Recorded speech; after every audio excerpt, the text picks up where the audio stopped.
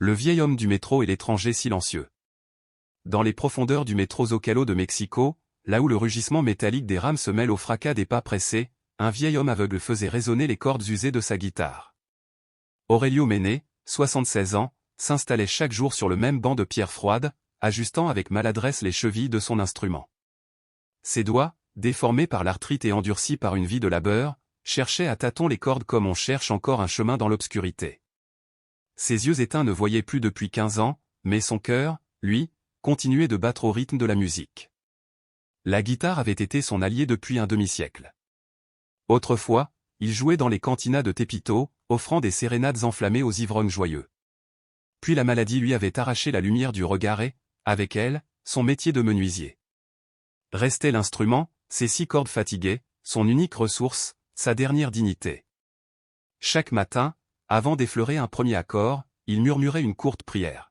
« Seigneur, donne-moi la force de vivre un jour de plus. » C'était le même murmure répété depuis la mort d'Esperanza, son épouse, partie au ciel 5 ans plus tôt. Elle avait été sa boussole, sa compagne de lutte, la voix douce qui comptait les pièces de monnaie à la fin de la journée, la main qui le guidait dans les rues bruyantes de la capitale. Sans elle, la solitude lui collait à la peau comme une ombre glaciale. Le premier accord de Las Mananitas vibra dans le tunnel. Les notes familières roulaient dans l'air saturé d'odeurs de métal, de poussière et de friture venues de la sortie.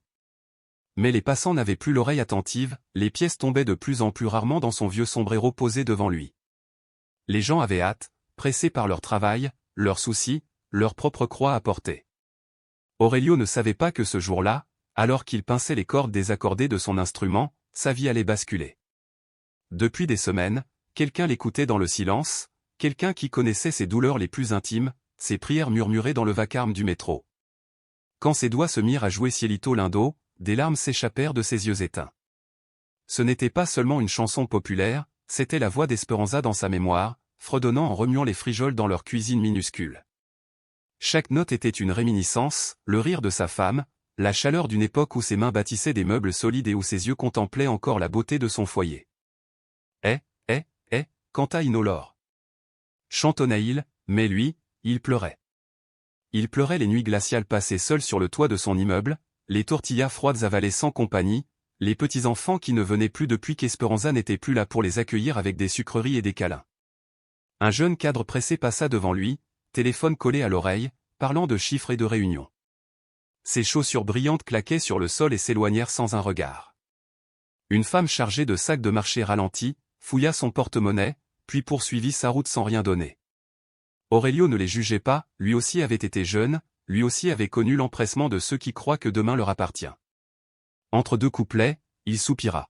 « Mon Dieu, je ne te demande pas la richesse. Donne-moi seulement le pain de ce jour. Et si c'est ta volonté, fais que quelqu'un s'arrête. Qu'il écoute ma musique, non par pitié, mais parce qu'il la ressent dans son cœur. » La station s'emplissait et se vidait au rythme mécanique des trains.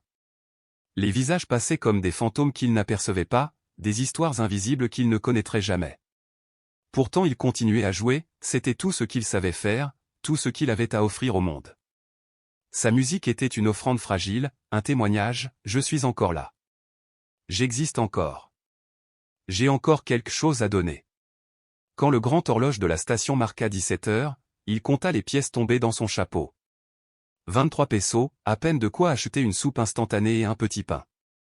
Son estomac criait famine, mais il en avait l'habitude. Certains jours étaient moins cruels que d'autres.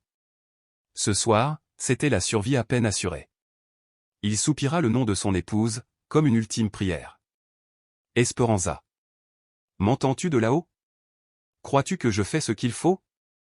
Parfois, j'ai envie de tout abandonner, mais ta voix m'encourage à avancer. À ce moment précis, sans qu'il le sache, quelqu'un s'était assis sur le banc d'en face. Quelqu'un qui l'attendait.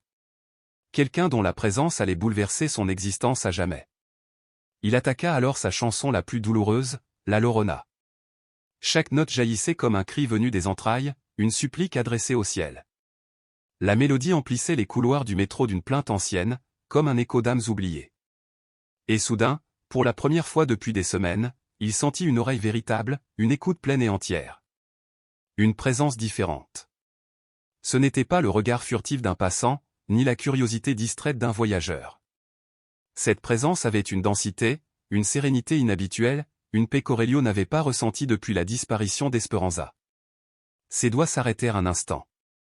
Y a-t-il quelqu'un demanda-t-il d'une voix tremblante. Seul l'écho des trains répondit. Pourtant, il en était sûr, il n'était plus seul. Il sentait des yeux posés sur lui, mais pas de ceux qui inspirent pitié, c'était un regard qui comprenait, qui portait. « Bonsoir », dit Aurelio en direction de l'ombre qu'il devinait. « Vous aimez la musique ?» Pas un mot ne lui parvint, seulement un silence. Mais c'était un silence sacré, semblable à celui des églises où l'on ose respirer trop fort. Alors il reprit son jeu, mais différemment, il jouait pour cette personne, pour cet auditeur invisible qui semblait percevoir chaque soupir, chaque fissure de son âme. Les cordes de la guitare, pourtant usées, résonnaient miraculeusement justes, comme si une main invisible venait de les accorder.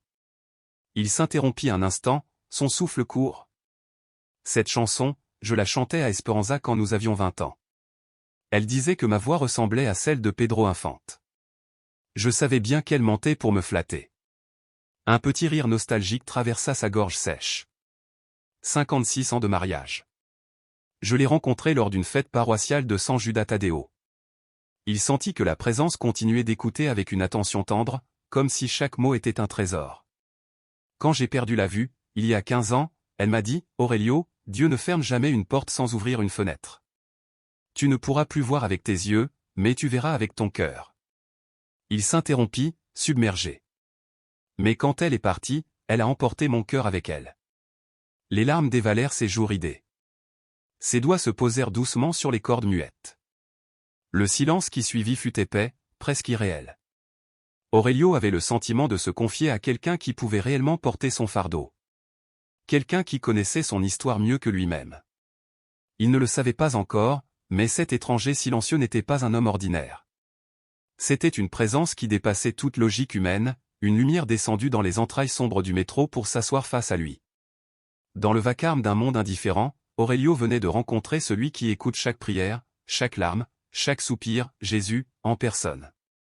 Excusez-moi si je vous ennuie avec mes histoires. Cela fait si longtemps que je n'ai plus personne avec qui parler. Mes enfants vivent loin, de l'autre côté de la frontière, aux États-Unis. Ils m'ont envoyé de l'argent pour le funérail de ma chère Esperanza, mais ils n'ont pas pu venir. Vous savez, avec l'immigration, c'est compliqué. Alors je reste seul, avec mes souvenirs et ma guitare. Il posa ses doigts usés sur les cordes et commença à jouer Cucurucucu Paloma. Pour la première fois depuis des mois, sa voix résonna claire, forte, presque vibrante. On aurait dit que cette présence silencieuse, immobile devant lui rendait sa dignité peu à peu grignotée par les années. Son chant n'était plus celui d'un vieillard fatigué, mais d'un homme qui retrouvait, l'espace d'un instant, la puissance de son âme. « Savez-vous ce qui est le plus difficile quand on est aveugle » demanda-t-il doucement en trouvant, à tâtons, les accords mineurs. Ce n'est pas marcher sans voir, ni trébucher, ni se perdre. Non. Le plus dur, c'est la solitude. Les gens vous regardent et éprouvent de la pitié, mais ils ne vous voient pas vraiment. Pour eux, je ne suis que le vieil aveugle du métro. Pas Aurelio Méné, le charpentier qui a bâti la moitié de ce quartier de ses propres mains. Pas l'époux qui a aimé une femme pendant plus de 50 ans. Non, juste un fantôme qui gratte quelques notes. La station s'emplissait peu à peu de la rumeur de l'heure de pointe, des pas précipités, des conversations mêlées, le grondement des trains qui entraient et sortaient. Pourtant, Don Aurelio continuait à parler à cette présence muette, comme si le vacarme n'existait pas. « Père Céleste, pria-t-il à voix haute, tu sais que je ne me plains pas de mon sort. Tu m'as donné 86 années de vie, une épouse merveilleuse, des enfants en bonne santé. Mais je t'avoue qu'il est des nuits où je me demande, pourquoi suis-je encore ici? À quoi sers-je encore dans ce monde? » Un souffle léger, inexplicable, fit tournoyer quelques papiers abandonnés sur le sol, comme si le ciel lui-même avait soupiré. Aurelio se souvint des paroles de son épouse, « Chaque personne que Dieu met sur ton chemin a un but. » Alors il leva légèrement la tête et ajouta. « Même vous, dit-il doucement vers la silhouette qu'il percevait sans la voir. Même vous qui m'écoutez sans parler, vous avez un but dans ma vie aujourd'hui. » Il changea de mélodie et entonna Las Golondrinas. Sa guitare, qui sonnait le matin encore fausse et fatiguée, produisait désormais des accords clairs, portés par une intensité nouvelle. plusieurs passants ralentirent le pas, happés par cette musique. Une petite fille lâcha la main de sa mère, s'approcha timidement et déposa une pièce de 10 pesos dans son chapeau. « Merci, petit ange », dit don Aurelio avec un sourire lumineux. « Que Dieu te bénisse. » Quand l'enfant repartit, l'homme sentit cette présence se mouvoir. Des pas doux, comme si quelqu'un marchait pieds nus sur du sable, se rapprochaient de lui. « Vous allez partir ?» demanda-t-il, la voix tremblante. « Je comprendrai. Tout le monde a des choses à faire, sauf moi. » Il eut un petit rire amer. « Moi, je n'ai que du temps. Du temps pour me souvenir, pour jouer, pour espérer que quelqu'un d'autre que les pigeons écoute encore mes chansons. » Et c'est alors que l'extraordinaire se produisit. Pour la première fois, cette présence parla. Une voix douce, chaleureuse, avec un accent indéfinissable, mais étrangement familier, comme une caresse de l'enfance. « Aurelio !» Le cœur du vieil homme manqua un battement. « Tes chansons portent plus loin que tu ne l'imagines. » Les mains d'Aurelio retombèrent de sa guitare. Personne, absolument personne, ne l'appelait plus par son nom dans cette station. On le désignait par « et », le vieux, maestro, ou on l'ignorait simplement. Mais cet inconnu savait son nom. « Comment ? Comment connaissez-vous mon nom ?» balbutia Théil. « Je t'écoute depuis longtemps, » répondit la voix. « Ta musique, tes prières, ta douleur et ta foi. » Les larmes jaillirent des yeux vides de l'aveugle. Il y avait dans ce timbre une douceur qui le calmait, et en même temps une force qui le bouleversait. C'était comme s'il connaissait cette voix depuis toujours, comme si elle s'était glissée dans ses rêves les plus profonds. « Qui êtes-vous » murmura-t-il. « Quelqu'un qui ne t'a jamais laissé seul, » dit la voix. « Quelqu'un qui a compté chacune de tes larmes et entendu chacune de tes prières. » Le vieillard tremblait. Ses mains ridées se cramponnèrent à la guitare comme à une ancre au milieu d'une tempête. Cette voix résonnait dans son cœur d'une façon inexplicable. « Seigneur, est-ce que vous êtes un ange ?» Un rire tendre, empli de compassion, fut la réponse. « Qu'est-ce qui te fait croire cela, Aurelio ?» « C'est votre voix, » balbutia Théil, cherchant ses mots comme un assoiffé cherche l'eau dans le désert. « Elle me fait sentir, comme quand j'étais enfant, que ma mère chantait pour m'endormir. Elle me fait sentir... » Il s'interrompit, envahi par les sanglots. « Elle me fait sentir que je ne suis pas seul. »« Tu n'as jamais été seul, » répondit la voix avec une certitude qui pénétra jusqu'à l'âme du vieil homme. « Pas même dans les nuits les plus sombres, quand tu pleurais Esperanza. Pas même quand tu comptais tes pièces et que tu n'avais pas de quoi manger. Jamais tu n'as été seul. » Aurelio essuya ses larmes du revers de sa main. « Mais, comment est-ce possible ? Cela fait des mois que personne ne me parle vraiment. Les conducteurs du métro me connaissent, mais nous n'échangeons pas. Les commerçants de la station me saluent parfois, mais ils sont pressés. Je croyais être devenu invisible. »« Sais-tu ce que je vois quand je te regarde, Aurelio ?» demanda la voix.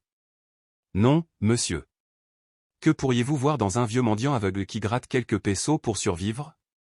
Je vois un homme qui a subi la perte la plus terrible et qui trouve encore la force de jouer. Je vois quelqu'un qui, malgré la douleur, n'a jamais cessé de remercier Dieu.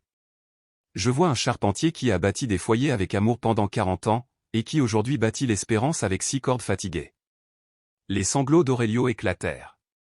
Depuis la mort d'Esperanza, personne ne lui avait parlé avec autant de respect, avec une telle profondeur. « Mais je me sens si inutile, » avoua-t-il. « Avant, je pouvais réparer une chaise, construire une table, aider mes voisins. Maintenant je ne fais que jouer dans le métro. » « Seulement jouer ? Aurelio, sais-tu combien de vies ont changé parce qu'elles t'ont entendu ? Combien de cœurs brisés ont trouvé un instant de paix grâce à ta musique ? Non, je ne comprends pas. La semaine dernière, une femme qui avait décidé d'en finir est passée par ici. Elle a entendu ton cielito lindo. Cela lui a rappelé sa grand-mère. Elle a renoncé à son geste. Aujourd'hui, elle est encore en vie. » La bouche d'Aurelio s'ouvrit, mais aucun son n'en sortit. Un homme qui avait perdu son travail et ne savait pas comment l'annoncer à sa famille t'a entendu jouer la Smananita le jour de l'anniversaire de sa fille. Ta musique lui a donné le courage de continuer, de ne pas abandonner. Il a trouvé un nouvel emploi. « C'est vrai ?» demanda Aurelio, bouleversé. « Aussi vrai que je suis assis devant toi. Ta musique n'est pas seulement de la musique. Elle est un pont entre le ciel et la terre. Elle est l'espérance transformée en mélodie. Le vieil homme porta ses mains à son visage. Mais je ne fais rien d'extraordinaire. Je joue seulement les chansons que mon père m'a apprises, celles que je chantais avec Esperanza. Précisément pour cela, dit la voix. Parce que tu joues avec ton cœur et non avec la technique. Parce que chaque note vient d'un lieu d'amour et de douleur. Les gens reconnaissent cette authenticité. Dans un monde saturé de vacarme, ta musique est un silence sacré. Seigneur, puis-je connaître votre nom? Un long silence, lourd d'éternité, suivit la question. Puis la voix répondit simplement. Mes amis m'appellent Emmanuel. Emmanuel? Répéta don Aurelio, savourant chaque syllabe comme une prière retrouvée. Sa voix vibrait d'émotion, tremblante mais remplie d'une dignité nouvelle. Savez-vous ce que signifie ce nom? Il marqua une pause, puis ajouta d'un souffle, dites-le-moi, vous. Emmanuel répondit doucement, cela veut dire, Dieu avec nous. Les yeux voilés d'Aurelio s'embuèrent de larmes. C'est ma chère Esperanza qui me l'avait appris, lorsque nous lisions la Bible ensemble.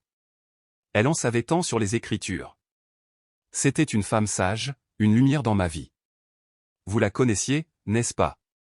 Emmanuel hocha la tête avec gravité, je connais tous mes enfants, Aurelio, et Esperanza était très spéciale. Chaque jour de sa vie, elle a prié pour toi. Et même aujourd'hui, de là où elle continue d'intercéder pour toi.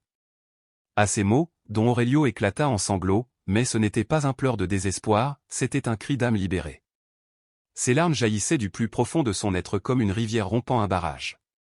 Ce n'était pas la douleur qui l'écrasait, mais l'immense soulagement d'un fardeau enfin levé. Sa poitrine, oppressée depuis des années, se dilatait à nouveau. Elle sait que je l'aime, qu'elle n'a jamais quitté mon cœur. Elle sait que je ne l'ai pas oubliée. Emmanuel posa une main rassurante sur son épaule, et elle veut que tu saches quelque chose d'important. Tu n'es pas ici par hasard. Ta mission n'est pas achevée. Chaque jour que Dieu t'offre est une preuve que tu as encore un rôle à jouer sur cette terre. Don Aurelio secoua la tête, incrédule, mais je ne suis qu'un musicien des rues, un vieil aveugle au fond d'une station de métro. Emmanuel sourit, David aussi était musicien. Et regarde comment Dieu l'a utilisé. Les chemins du Seigneur ne sont pas les nôtres. Ce qui paraît insignifiant aux yeux du monde peut devenir extraordinaire pour lui. Un frisson de paix descendit sur le vieil homme. Pour la première fois depuis longtemps, il sentit les morceaux épars de sa vie se rassembler comme les pièces d'un puzzle longtemps dispersées. Alors Emmanuel dit avec douceur, puis-je t'écouter jouer? Quelque chose de spécial. Le cœur gonflé d'émotion, don Aurelio saisit sa guitare. Ses doigts, naguère tremblants, se posèrent sur les cordes avec une assurance retrouvée. Il commença à jouer Alma Lanra. Mais cette fois, la mélodie était autre. Elle semblait purifiée, comme si des mains célestes avaient accordé l'instrument. Chaque note résonnait limpide, parfaite, portée par une clarté presque surnaturelle. À mesure que la musique s'élevait, Aurelio eut la sensation bouleversante de n'être plus seul. C'était comme si le ciel entier s'était penché vers ce coin oublié du métro pour écouter. Sa guitare, jadis gémissante, n'exhalait plus un chant de douleur mais une prière de gratitude. Des passants s'arrêtèrent, attirés par une force invisible. Peu à peu, un cercle se forma autour du vieillard. L'air vibrait, chargé d'une émotion inexplicable.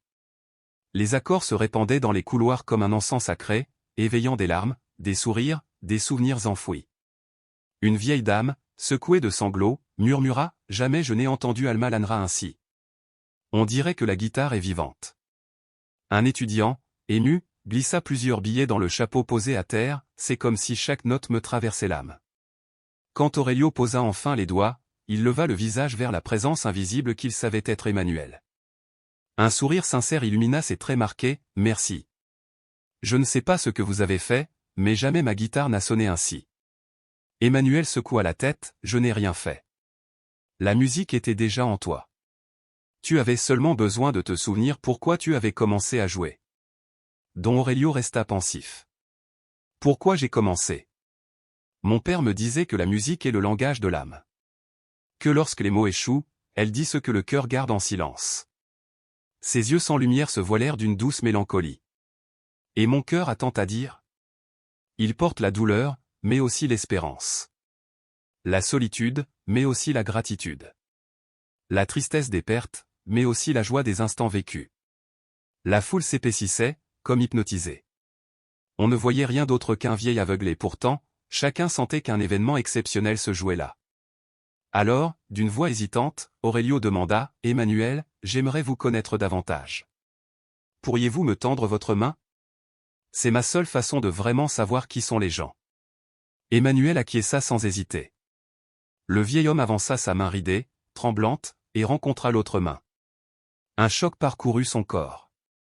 Ses mains étaient douces, mais marquées par les callosités du travail manuel.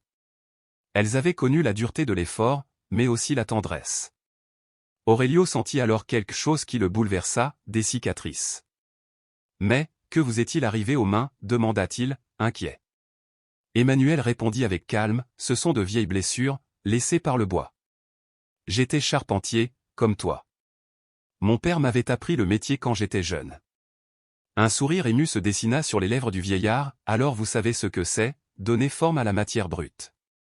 Façonner la dureté du bois jusqu'à ce qu'il devienne utile, beau, porteur d'une histoire. » Exactement, Aurelio. Et toi, tu fais la même chose avec la musique. Tu prends le poids de la douleur, des souvenirs, des épreuves, et tu en fais une beauté qui touche les cœurs. Mais le vieil homme, troublé, ne pouvait détacher son esprit de ces cicatrices. Elles éveillaient en lui une résonance ancienne, un écho profond. Où les avait-il déjà sentis? Il osa alors une question, « Emmanuel, croyez-vous au miracle ?»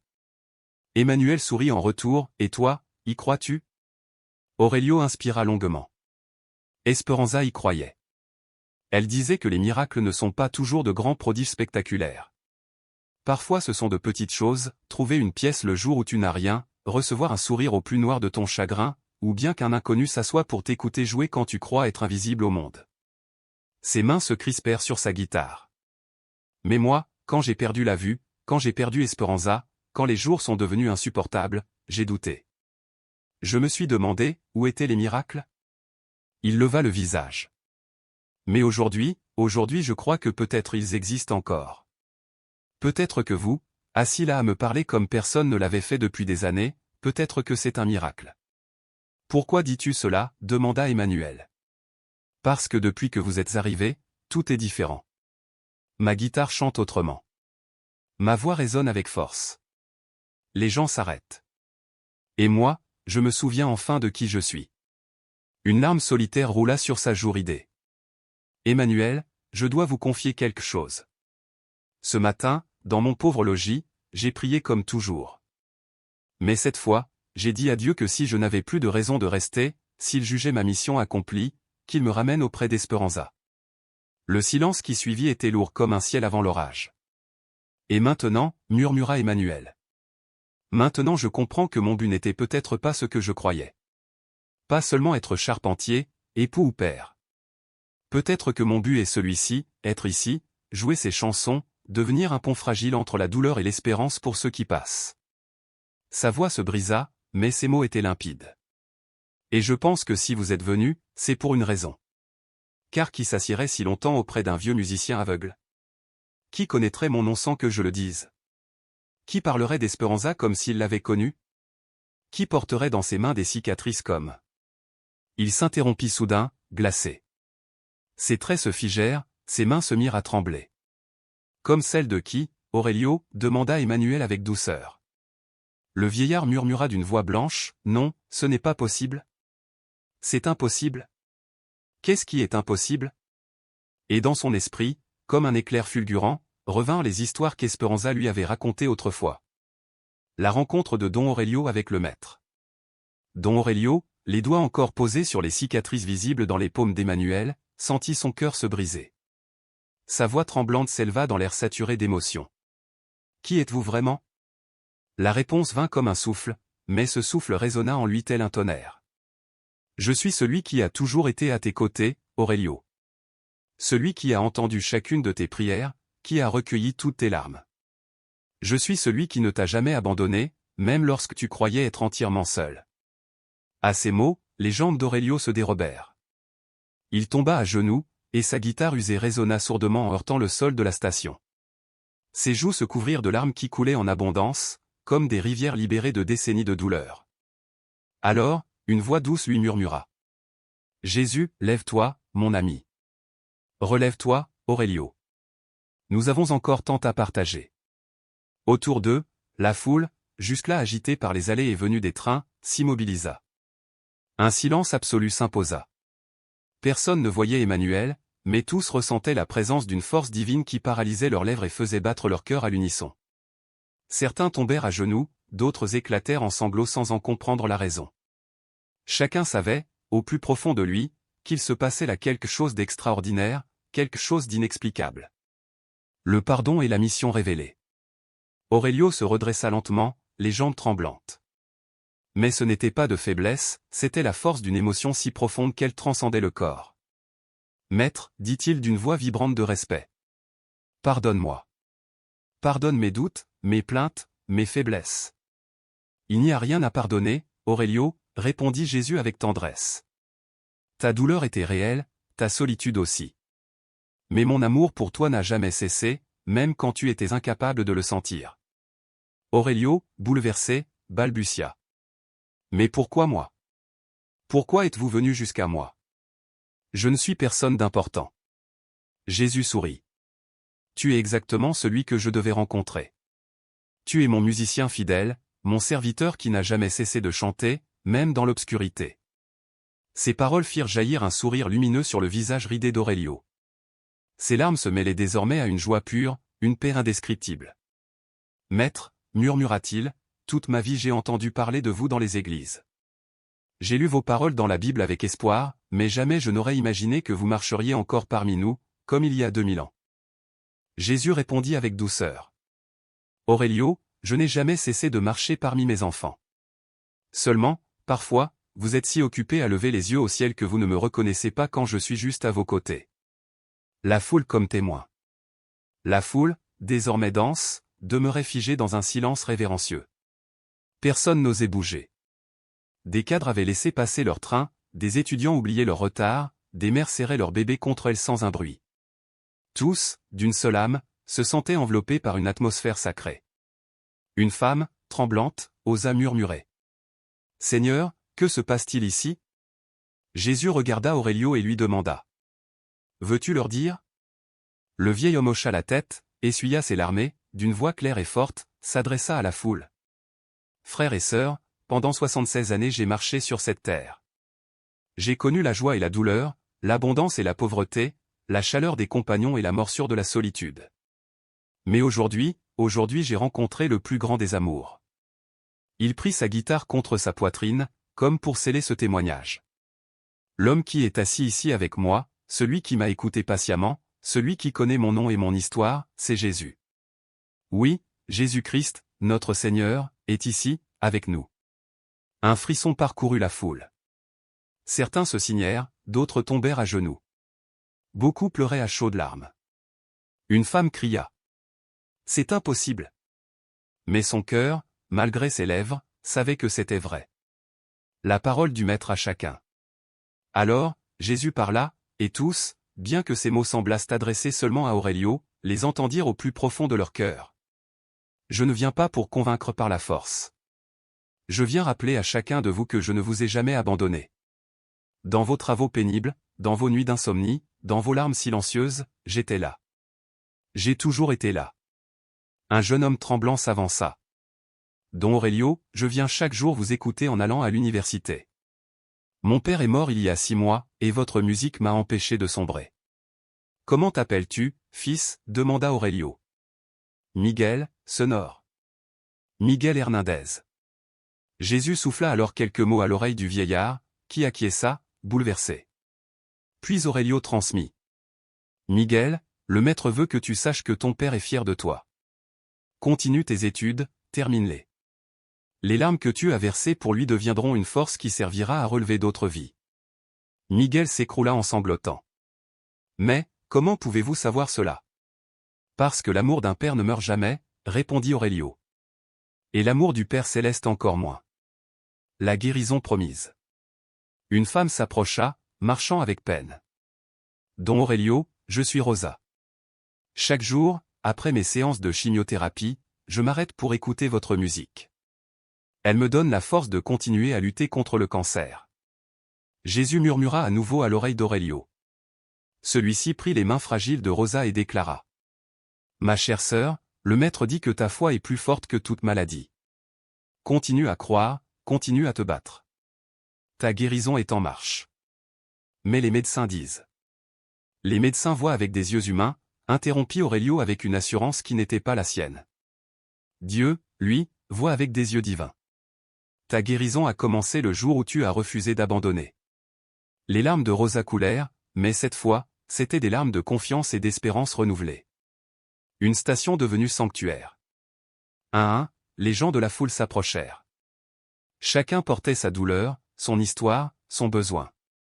À travers Aurelio, Jésus avait une parole personnelle pour chacun. À Maria, mère célibataire nettoyant des bureaux la nuit, il dit « Ton sacrifice pour tes enfants n'est pas passé inaperçu. Grâce à ton amour, ils deviendront des professionnels accomplis. » À Roré, chômeur désespéré. Le travail que tu attends arrivera la semaine prochaine. Garde la foi. À Carmen, adolescente invisible aux yeux du monde. Tu es précieuse à mes yeux. Ta vie a un but unique que personne d'autre ne peut accomplir. La station de métro s'était transformée en un véritable sanctuaire. Des étrangers s'embrassaient, des inconnus priaient ensemble, des cœurs brisés trouvaient consolation. La mission révélée. Alors Jésus dit doucement. Aurelio, comprends-tu maintenant pourquoi je ne t'ai pas rappelé auprès d'Espéranza quand tu m'en suppliais? Le vieillard hocha la tête, comprenant enfin. Oui, maître. Parce que mon ministère n'était pas derrière un grand hôtel, ni dans une cathédrale. Mon ministère était ici, dans cette station, avec ma guitare désaccordée et ma voix brisée. J'étais le pont entre le ciel et la terre pour tous ceux qui avaient besoin de savoir qu'ils n'étaient pas seuls. Exactement, confirma Jésus.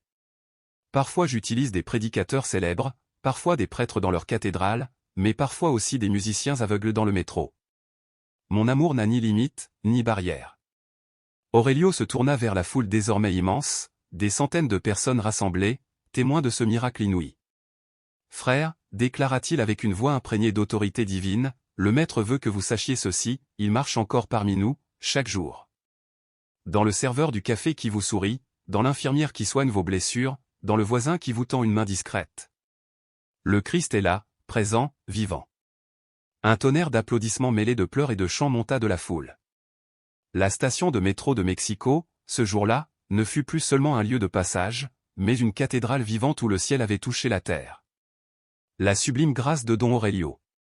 Dans les profondeurs du métro Zocalo, là où le vacarme des trains se confond avec l'écho des pas pressés, un vieil homme aveugle offrait chaque jour la seule richesse qui lui restait, la musique de sa guitare usée.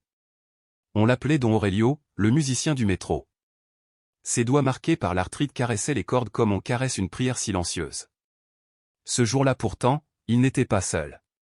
Dans le tumulte gris, une présence se tenait à ses côtés. Apprenez à le reconnaître, dit une voix douce, mais ferme. Une femme du peuple, bouleversée, osa demander. Mais comment pourrons-nous te reconnaître? Alors, Jésus car c'était bien lui sourit et parla, non pas à une seule personne, mais à tous les cœurs rassemblés. Vous me reconnaîtrez dans chaque acte d'amour véritable, dans chaque main tendue aux pauvres, dans chaque mot de réconfort adressé à celui qui souffre. Là où se trouve l'amour, là je suis. Un silence sacré tomba sur la foule. Ces paroles pénétrèrent dans les âmes comme un feu doux qui réchauffe sans brûler. Elles demeureraient gravées pour toujours dans la mémoire de ceux qui les avaient entendues. Alors, d'une voix tremblante mais courageuse, Don Aurelio s'avança. « Maître, que dois-je faire maintenant? Comment puis-je continuer à te servir ?» Jésus le contempla avec tendresse. « Continue exactement comme tu l'as toujours fait, mon fidèle musicien. Continue de jouer ta guitare dans cette station. Continue d'être ce pont de lumière et d'espérance.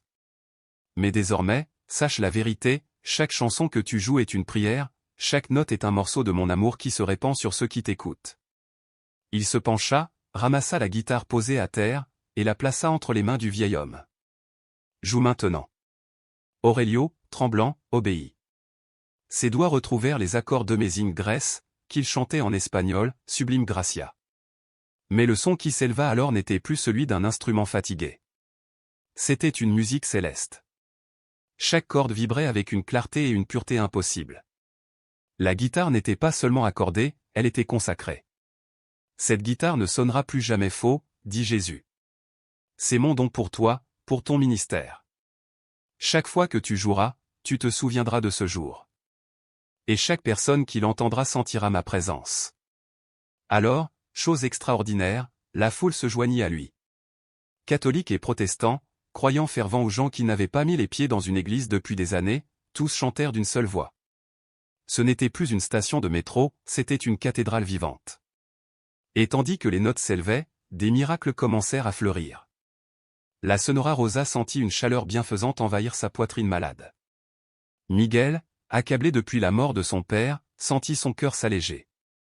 Roré, désespéré, reçut un appel, on lui proposait enfin un emploi. Les miracles n'étaient pas spectaculaires, mais ils étaient réels, intimes, palpables. Quand le dernier accord résonna, Jésus se tourna vers Aurelio. « Il est temps pour moi de partir. » Pris de panique, le vieil homme s'écria. « Maître, ne me laisse pas seul encore une fois. »« Tu n'es jamais seul, » répondit Jésus. « Maintenant tu le sais. Chaque fois que tu joueras de cette guitare, je serai là. Chaque fois qu'une âme désespérée trouvera de l'espérance grâce à ta musique, je serai là. Chaque fois que tu te souviendras de ce jour et que tu souriras malgré la douleur, je serai là. » Il se leva et commença à s'éloigner. La présence se fit moins palpable, mais la paix restait. C'était comme le soleil qui se couche, il disparaît à l'horizon, mais sa chaleur demeure dans l'air. « Attends !» cria Aurelio. « Comment saurais-je que tout cela est vraiment arrivé, et non un simple rêve ?» Jésus se retourna, son sourire rayonnant invisible mais tangible. « Regarde dans ton chapeau. » Le vieil homme tâtonna et trouva son vieux sombrero, posé au sol. À l'intérieur, il y avait des pièces et des billets en abondance, bien plus que ce qu'il avait ramassé en plusieurs mois. Mais au milieu de l'argent, il trouva quelque chose d'inattendu, une rose blanche, parfaite, fraîche, au parfum enivrant. « Esperanza m'a demandé de te la donner, » dit Jésus. « Elle va bien, Aurelio. Elle t'attend, mais pas encore. Tu as encore une mission ici. » Le cœur bouleversé, Aurelio serra la rose contre sa poitrine. « Esperanza, murmura-t-il. C'était la fleur que sa femme cultivait autrefois dans leur jardin, quand ils étaient jeunes. La présence s'évanouit doucement, comme une mélodie qui s'éteint. Mais la paix demeurait. La foule, bouleversée, commença à se disperser, chacun portant en lui une lumière nouvelle. Personne ne repartit comme il était venu. Aurelio resta seul dans son coin du métro, mais il ne se sentit plus jamais seul. Il reprit sa guitare bénie et joua Las Mananitas. Mais cette fois, ce n'était pas un chant de nostalgie, c'était une célébration. C'était l'aube d'une nouvelle vie. Les passants, intrigués, s'arrêtaient sans comprendre pourquoi. Il y avait dans sa musique un pouvoir mystérieux, une capacité de consoler, de guérir, de transformer. Ainsi débuta une nouvelle étape, Aurelio ne jouait plus pour survivre, mais pour donner la vie. Il ne chantait plus pour des pièces, mais pour des âmes. Désormais, on ne le connaissait plus seulement comme le vieil aveugle, mais comme le musicien oint par Jésus lui-même. Chaque jour, la station se remplissait de gens venus non seulement pour écouter, mais pour recevoir un peu d'espérance. Chaque jour, Aurelio racontait son histoire. Et chaque jour, sa guitare sonnait comme si elle venait d'être accordée par des mains divines. Des mois plus tard, lorsque les journalistes vinrent interviewer le musicien miraculeux du métro, il concluait toujours ses récits ainsi. Dieu n'a pas cessé de faire des miracles. Il a seulement cessé de faire des spectacles. Ces miracles sont aujourd'hui silencieux, intimes, personnels. Ils se trouvent dans chaque geste d'amour, dans chaque main tendue, dans chaque cœur qui s'ouvre pour consoler un autre.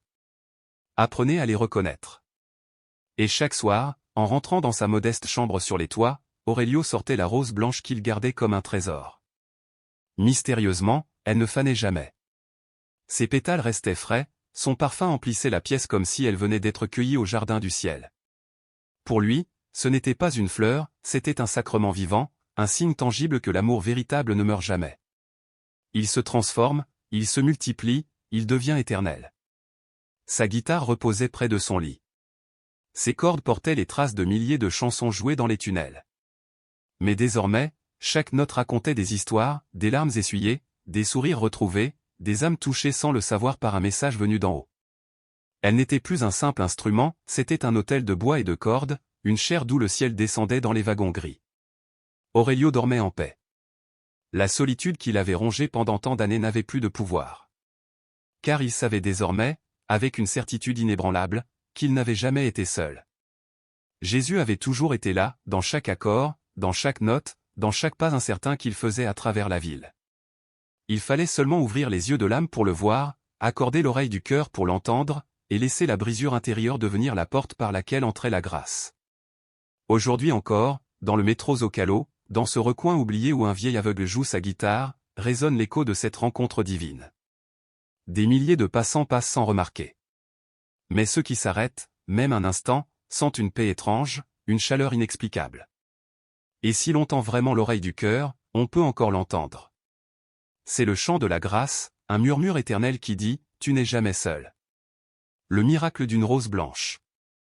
La voix d'Emmanuel résonnait encore dans le cœur de ceux qui avaient appris à l'écouter. Elle était douce comme un murmure, mais ferme comme une promesse éternelle. Tu n'es jamais seul. Tu ne l'as jamais été. Tu ne le seras jamais. Les années s'écoulaient comme un fleuve impétueux que rien n'arrête. Et pourtant, au milieu du cours ininterrompu du temps, demeurait vive la mémoire de cette parole qui avait changé des vies à jamais. Une vie transformée par la promesse. Esperanza, la petite fille qui jadis vendait des fleurs au feu rouge de Guadalajara, grandit en portant dans son âme cette certitude, Dieu avait entendu son cri silencieux. Chaque pas qu'elle faisait était un témoignage vivant de la promesse accomplie. Chaque mot qu'elle offrait, chaque sourire qu'elle adressait, chaque étreinte donnée à un enfant oublié devenait comme une graine jetée dans une terre fertile. Ces enfants, autrefois habitués à l'abandon, trouvaient à travers elle un foyer et la conviction qu'il existait bien un père qui ne les délaisserait jamais. À travers ces gestes simples, ils découvraient un amour plus vaste que leurs blessures, un amour qui guérissait. Le vieux musicien du métro.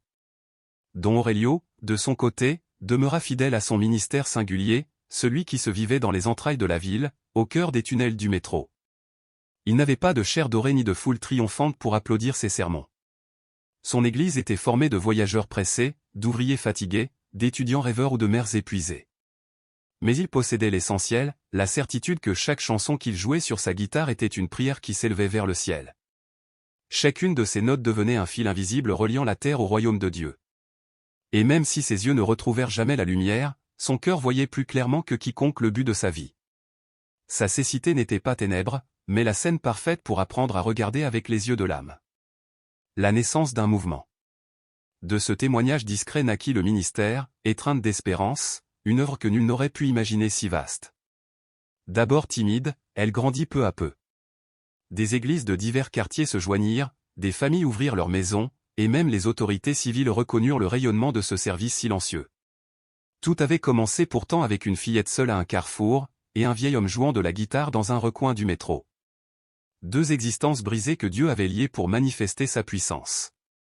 Les enfants sauvés racontaient à leur tour leur histoire, et devenus adultes, ils devinrent des pères et des mères capables d'aimer autrement, d'un amour purifié, d'un amour racheté. Ainsi, génération après génération, la flamme se transmettait. Le jardin invisible. L'écho de la première rose blanche, symbole de ce miracle, ne cessa jamais de fleurir dans les cœurs. On disait qu'elle s'était multipliée, comme un jardin secret dissimulé au milieu de la ville. Et l'on comprit que le véritable prodige ne résidait ni dans la fleur qui ne se fanait pas, ni dans l'apparition mystérieuse au métro Zocalo. Le vrai miracle se trouvait dans les vies transformées, dans les cœurs embrasés par l'espérance, dans la certitude profonde que Jésus marchait encore au milieu des siens. Invisible pour beaucoup, mais indéniablement réel pour ceux qui avaient appris à discerner sa voix. Des rues changées par la foi. Avec les années, Guadalajara changea de visage. Les rues autrefois marquées par la faim et l'abandon accueillirent de nouveaux visages et de nouvelles opportunités. La petite fille qui vendait des fleurs traversait désormais la ville avec une démarche assurée. Elle n'était plus seule. Derrière elle avançait une communauté née de sa foi. Le ministère s'étendit au-delà des frontières de la ville, maisons d'accueil, ateliers de musique, cantines solidaires, écoles bâties grâce à la générosité de milliers de cœurs touchés par ce récit. Dans chaque recoin, une même vérité se lisait, personne n'est oublié, personne n'est seul. La mémoire vivante d'Aurelio. Pour les nouvelles générations, Don Aurelio devint une figure paternelle et aimée. Les enfants du ministère aimaient s'asseoir autour de lui, écouter ses chansons et ses récits, l'histoire du métro Zocalo, de la rose blanche, et du jour où il avait entendu la voix d'Emmanuel au milieu de la foule. À leurs yeux, c'était un conte. Mais au fond d'eux, ils savaient que c'était plus qu'un récit, c'était un témoignage vivant que l'impossible devient possible quand l'amour de Dieu touche ce qui est fragile et petit.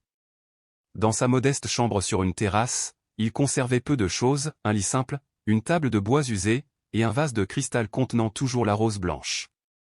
Elle demeurait intacte, comme si le temps n'avait aucun pouvoir sur elle. Chaque fois qu'il la caressait de ses doigts rugueux, il croyait entendre encore ce chuchotement.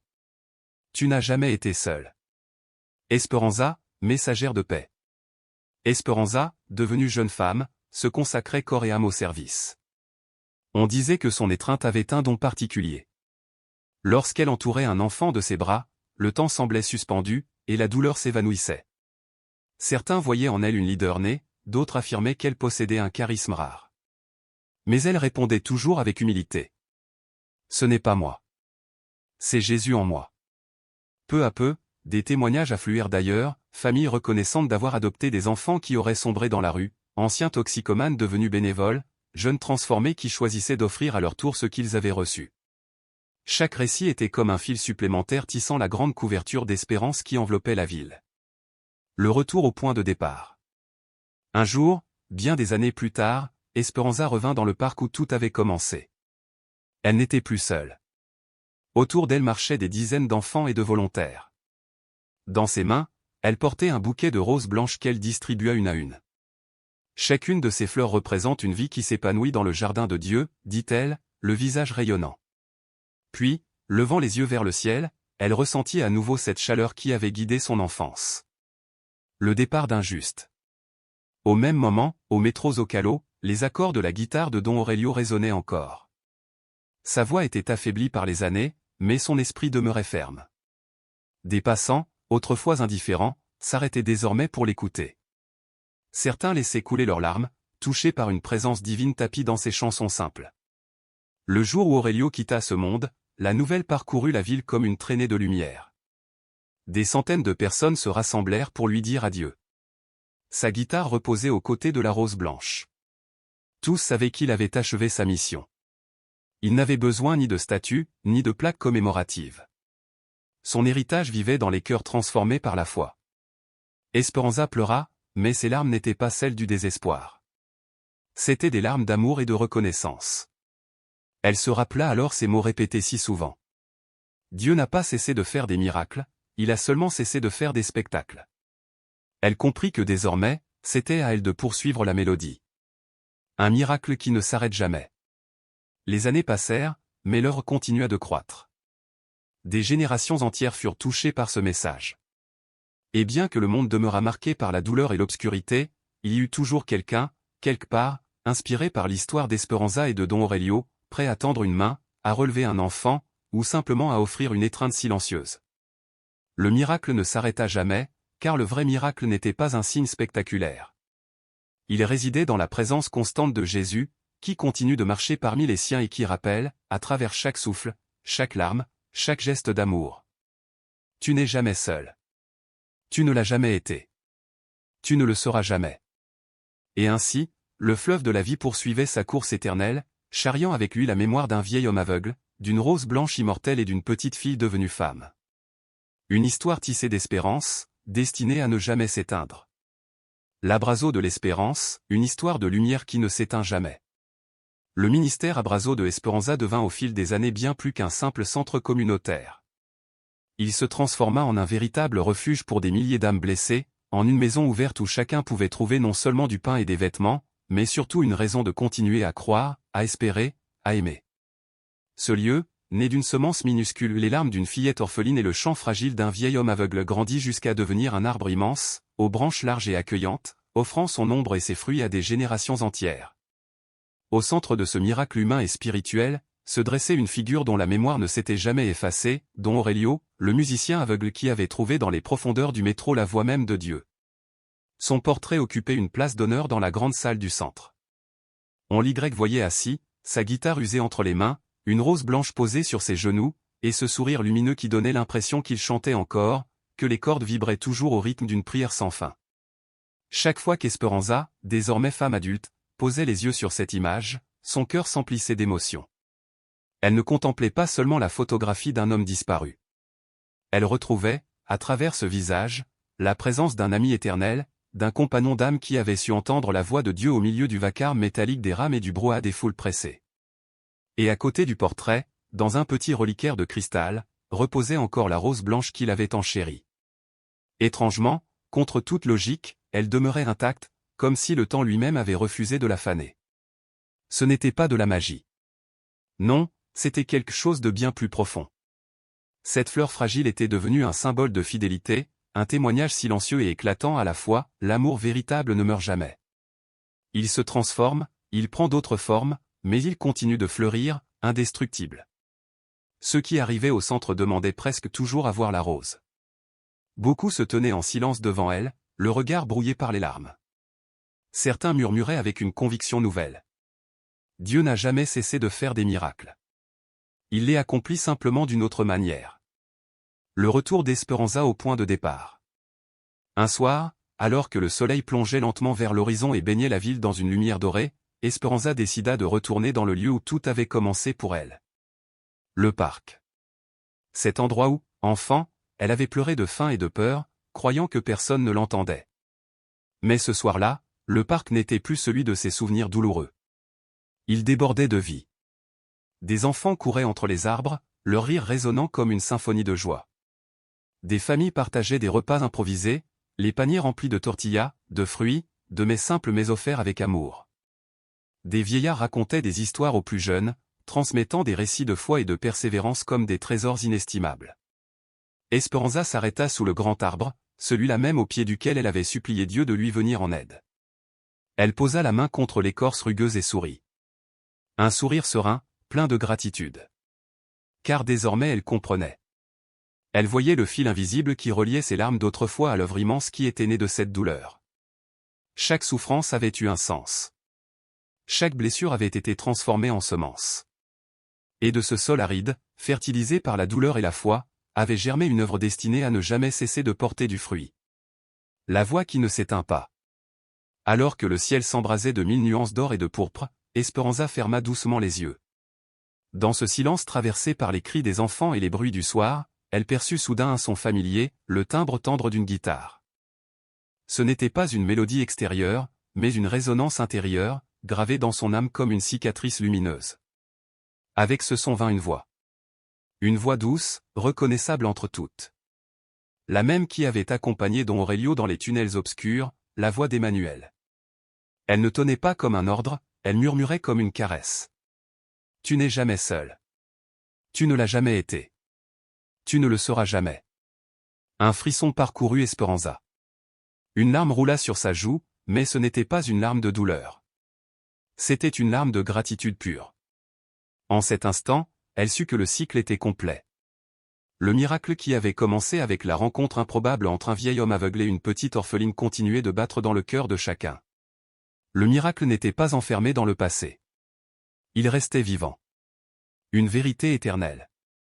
Dans les rues de Guadalajara, parmi les visages marqués par la pauvreté mais illuminés par la foi, résonnait désormais une vérité éternelle, même dans les lieux les plus sombres, la lumière de Dieu trouve toujours un chemin pour briller. Cette lumière ne dépend ni des circonstances, ni des richesses, ni des puissants. Elle surgit dans les cœurs brisés, dans les âmes fatiguées, dans les instants où tout semble perdu. Elle s'allume là où 2 ou 3 seulement s'unissent pour invoquer son nom. Car il est écrit. Là où 2 ou 3 sont réunis en mon nom, je suis au milieu d'eux. Matthieu 18h20. Et ce verset, que tant avait entendu sans vraiment l'écouter, devenait réalité dans ce centre d'espérance.